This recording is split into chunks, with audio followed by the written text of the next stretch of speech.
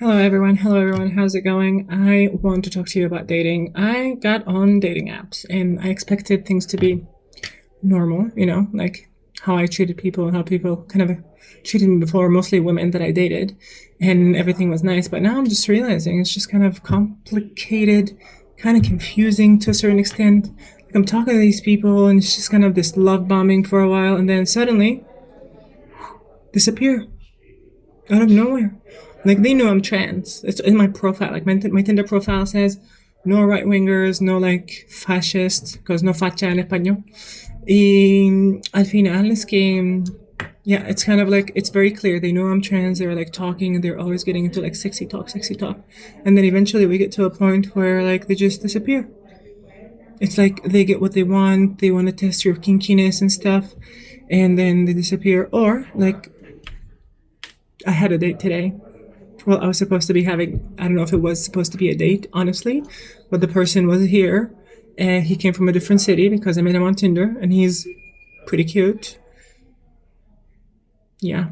So eventually I was kind of looking at like, okay, well, maybe I'm going to meet this guy and just kind of have a drink and then maybe we can see where it goes, you know? And I'm not like closing the door into anything. Like I would go out with you, probably do something because it's been a while for me. And this is why I'm on dating apps.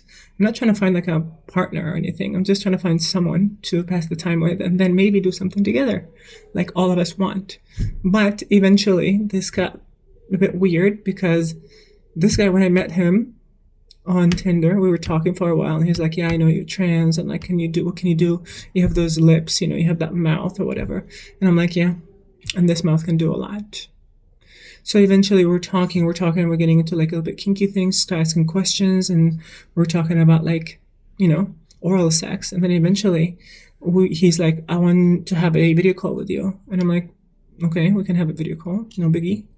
I did not actually want to have a video call with him at the beginning, but then I guess I'm like, you know what? Why not? Maybe he could see me without makeup and it was kind of okay. And he saw me without makeup. It was kind of low lighting and it's like kind of looked good because I know the angle of my things. And eventually we had the call and it was nice. I was talking nicely and it was like showing interest. It was not just like weird things, but mostly it was talking about like the oral part. And eventually we got into, talking on the phone for a while and he told me, "Oh, I'm going to be in Seville in like 2 weeks or 1.5 weeks or something." And then I was just like, "Oh, cool. Maybe we can meet." And he said that we could actually meet and we can have a little drink, we can go a little walk, maybe have a little dinner. I'm like, yeah, that works for me because we can do something and then we can do, the expected, maybe. But he has a family here. He doesn't have to sleep with me in my house. So that's kind of figured out already. But eventually, I talked to him yesterday. No, he talked to me yesterday. He sent me a message yesterday saying, "Oh, I just got to Seville and I'm going to be here for the weekend. Like I told you, like we were supposed to meet and all of this and that."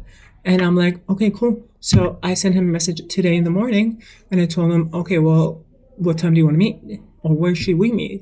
Trying to like take the initiative and just ask him, like, "Do you want to meet at this time or should we put a date, a time so that we actually meet?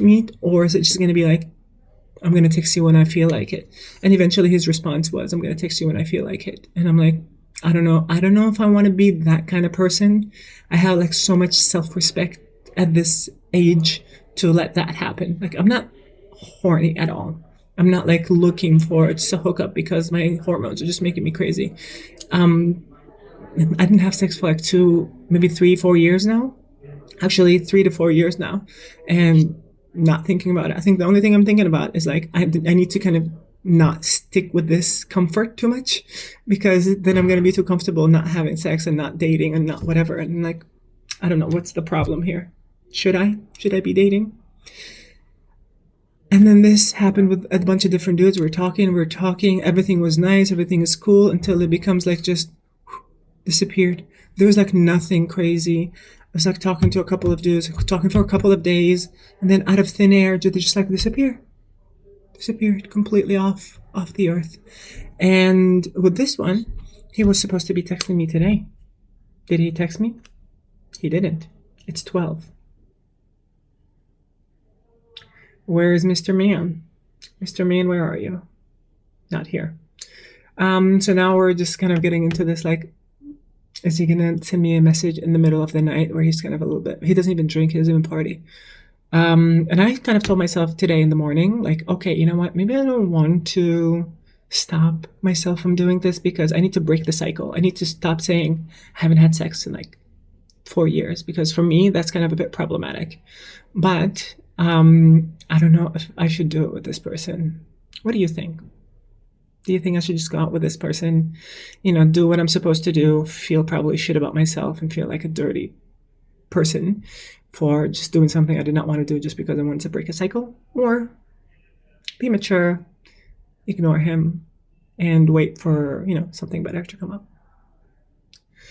So I think I'm going to go for the second one because I refuse to go out with a person who refuses to set up a date. So I talked to him this morning and I told him, okay, well, let's kind of set up a time, a date for us to meet, right? Like if we're going to be meeting, might as well set up a time and a date where we could meet. And he's like, yeah, it's probably going to be at night. And I'm like, ok, which is okay in Spanish. And eventually, no message, no text. And I think I'm going to be one of those booty calls. And I think if he sends me a message, like it's already 12 now. If he sends me a message, yeah, nothing. If he sends me a message at like 1 or 2 or whatever, like after he hangs out with his friends, after he actually makes plans with people and takes them seriously, I'm going to send him like, I'm not a prostitute. That's the only thing I'm going to send him. I promise you. I'm going to send that. And then that's it. Like, it's done. Like, I don't think I need to talk to you. I don't think I need to, spend time wasting my time hanging out with your messages or your interactions that are just pretty much into something that you want. And you refuse to even like consider me as a person to even have a drink with me. And this is what I thought, like when he wanted to have the video call, I don't think he wanted the video call to like get to know me and to see me. He's like, I think he does not want to sleep with a trans woman who's like a bit more, at the beginning, a bit more masculine. So he wanted to make sure I did not look like a guy. And yeah, I can give him this. I would not sleep with me if I looked like a guy, honestly. And this is kind of my issue. This is why I haven't had sex with anyone for a very long time. Because I always think like, I could definitely be better. I can see my potential. This is my problem. I can see my potential. So eventually, he wanted to make sure that he's not getting himself into a situation where he could not like actually react well to. And this is where, yes, I give him that. But now that he's not, I think he does not want to be seen around me, like walking in the middle of the city where his family's from and like just kind of come to my apartment, do the thingy, and then leave. Do I want this? No, I don't. Do I need this? Also, I don't. So we're not going to do this. So I am going to leave you to decide. Yes. Does this happen with everyone? I mean, I know like this is the life of a woman. It's like many women actually are suffering from this. It's like finding a guy that's like actually useful, mature, or whatever.